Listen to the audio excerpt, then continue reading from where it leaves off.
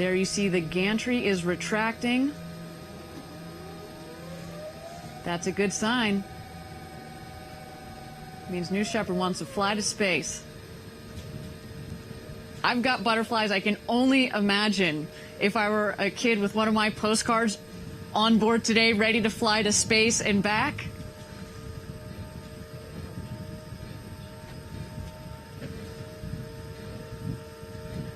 There you see the aft fin check. There are 4 of those.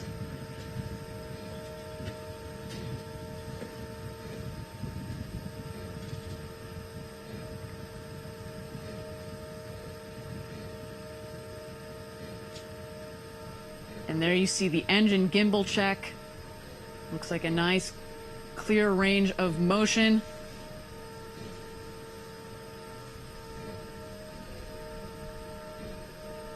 From what I understand, we are all systems go, ready for launch. I think it's just about time to turn it over to mission control.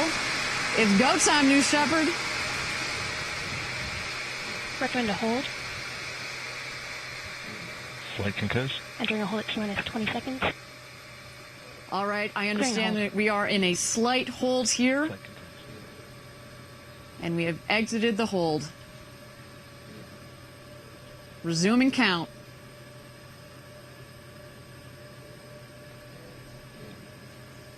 T-minus 10, 9, 8, 7, 6, 5, 4. Command engine start. 2, 1.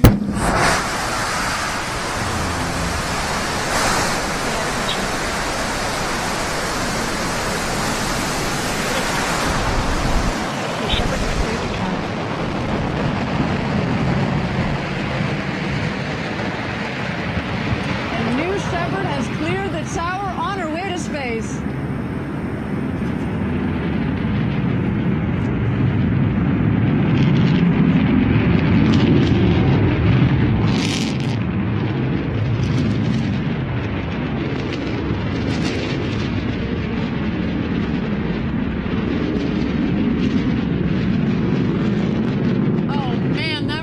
Gets me every single time as she exits the valley on the way up to space. Again, we are aiming for an altitude of about 350,000 feet or 105 kilometers this morning. You can follow along as she gains speed in the top right corner of your screen. And of course, as she reaches her altitude, you can follow along on the bottom left corner of your screen. We have confirmed max Q. That was the most intense part of flight on the rocket, maximum dynamic pressure as we call it, and a nice clean burn on that BE-3 engine. Go, baby, go.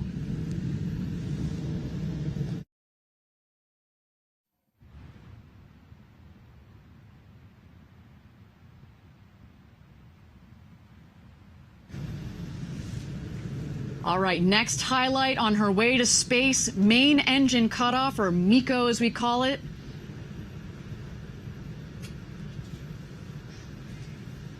Now, if you and I were flying on New Shepard right now, we're going to feel those G's come on. It peaks at about 3.5 G's or so. But as we've talked about on other webcasts, in the entire flight, you peak at about 5 G's, but just momentarily on descent, in fact.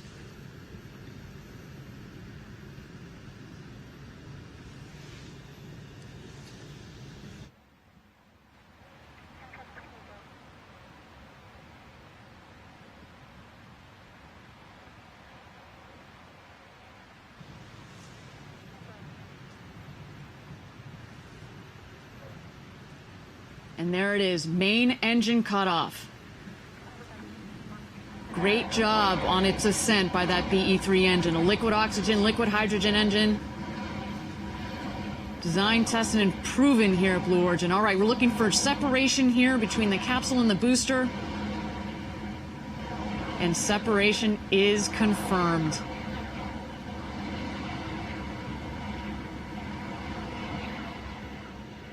Those payloads are getting a nice ride this morning, experiencing those clean micro Gs. And again, if you and I were up there, we'd be doing those somersaults, maybe a superwoman across the capsule, and I for sure would be gazing out those huge, beautiful windows.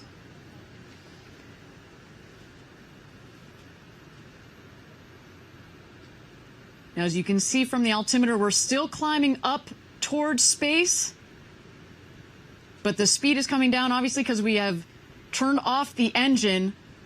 And in fact, you'll know when we hit apogee when the speedometer on the top right corner of your screen goes to 0.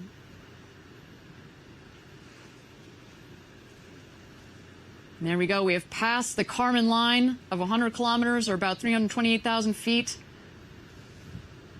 But continue our climb here, looking for apogee.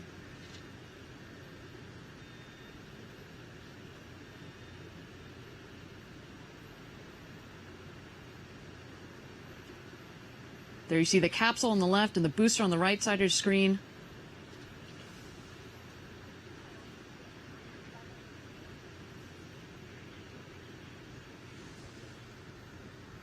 All right, and we have an unofficial number of about 343,000 feet.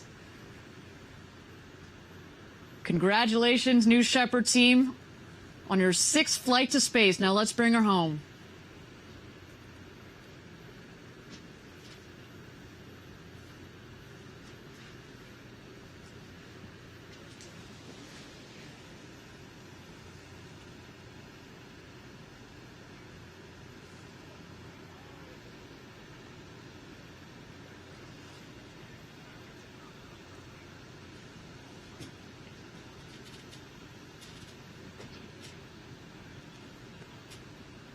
All right, coming up shortly here, New Shepard is going to re-enter the atmosphere, which means, of course, that it's actually going to have air pressure for those control surfaces to push against to make sure that she guides her right. She's guided right back to the what we call our north landing pad, again, just 2 miles north of where she's taken off from. But shortly here, we're going to look for the wedge fins to deploy.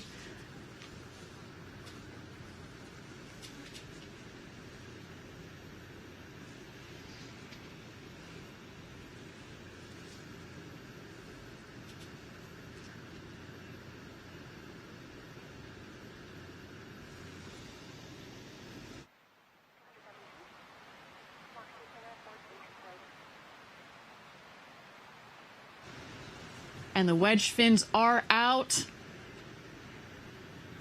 All things looking nominal. You may recall those wedge fins are housed up in the what we call our ring fin. As the rocket's coming back down, the air is flowing through that ring fin, centralizing the pressure, and that keeps the rocket nice and stable and straight as it's coming back down to land. Of course, the wedge fins also help with the stability of the rocket as she descends back home to Earth. Next, we'll be looking for the drag brakes to deploy. Those are also housed in the ring fin, and that's going to dramatically cut the speed of the rocket.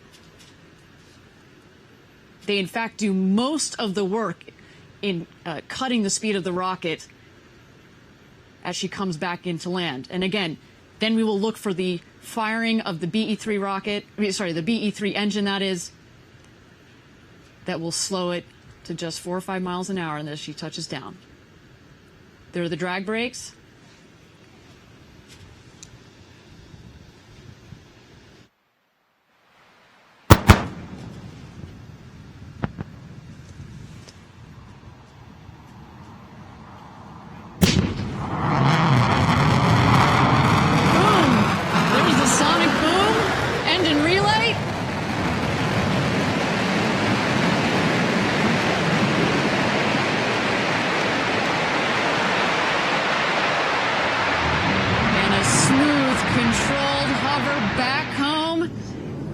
Touchdown. Welcome back, New Shepard. A beautiful launch to space and back. Man, to think that that is its 11th consecutive landing. It's almost like landing rockets become commonplace. I mean, it never gets old. Let me get that part straight, but man, that is exciting. All right, the show is not over. We, of course, are waiting for visual confirmation on the capsule.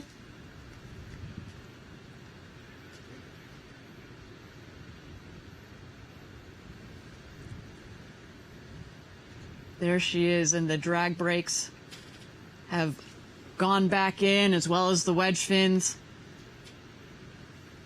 Man, she just looks like you could fuel her up and go again. What a beautiful, beautiful launch and landing from New Shepard this morning.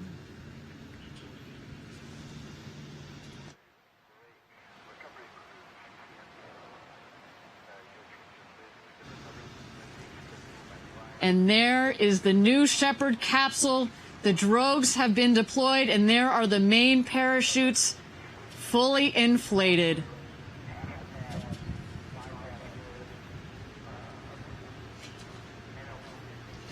Almost poetic, that smooth descent under those big, beautiful, colorful parachutes. And a very stable 15 or 16 miles an hour she descends back into the valley. Let's wait for her touchdown.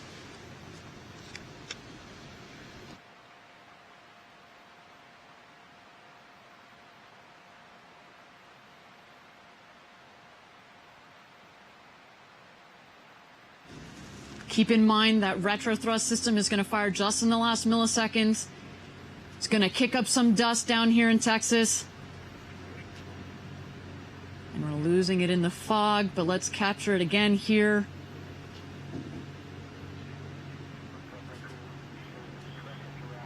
Here she comes.